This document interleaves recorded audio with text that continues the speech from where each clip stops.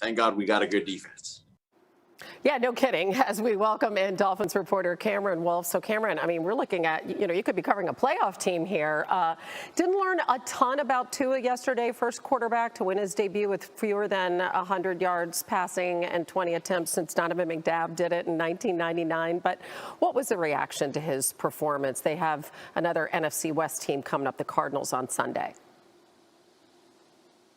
Yeah, Hannah, it was definitely not the blow up performance that a lot of people may have thought he would have had in his first start. As you mentioned, we didn't learn a lot about him, but what we did learn is he could take a hit. And I think that we are going to learn ultimately that he can be the playmaker they want him to be. I think a lot of this was they were playing a Rams defense and Aaron Donald, and they were trying to be safe and protecting Tua. I think that'll change a little bit this week because luckily for the Dolphins, the Cardinals don't have Aaron Donald. One thing that we did notice this past Sunday is the Dolphins were trying to roll him out to his left a bunch, and they were trying to keep short passes for him to get him comfortable. And the Rams caught up to that. So the comfort is the word I've heard from Dolphins coaches all over the last few weeks. They want to do what makes Tua comfortable. And one thing I'm watching for is those RPOs, those run pass options. He had one of those for completion on his first completion.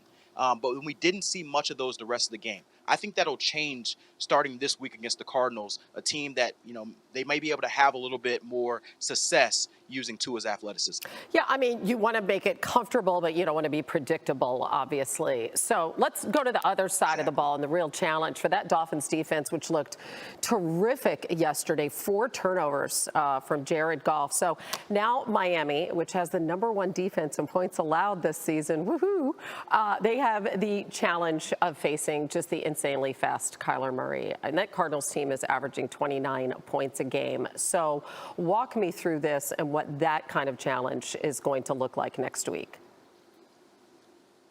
The Dolphins view this as another respect game.